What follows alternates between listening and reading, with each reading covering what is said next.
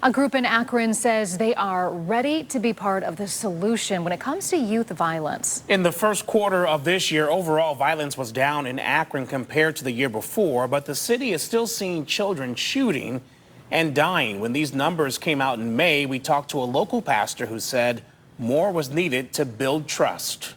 I don't want us to believe that because the numbers are down that we don't need to do our due diligence in keeping our community safe. Excuse me, we're inviting you to the table. The 100 Black Men of Akron gathering today to talk more about what the city needs, and News 5's Nadine Abasada has details on their plan. What I see of them is the possibility of what they can be. For Edward Smith, known to many as Coach Ed, teaching basketball is only a part of what he does. Coaching for me is about preparing my athletes for life. Since 2005, he's coached basketball at multiple schools, but in those 20 years, he's lost athletes to violence, including his 21-year-old son. My own son, Jordan, was murdered by a young black man. I got 1,000 sons, right?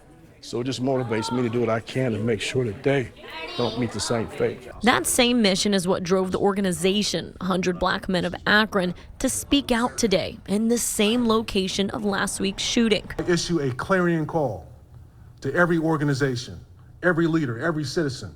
Akron police say last Monday, 5 people were shot and several others hit by vehicles when gunfire erupted in the Mason CLC parking lot around 3 a.m. during a large gathering. How much more?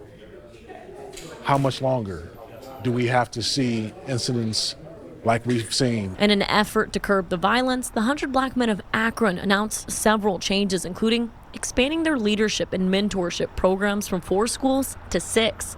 Updating curriculum to include conflict resolution and emotional intelligence. Also, hosting a mentorship summit multiple times a year with plans to partner with other organizations. Violence is not who they are.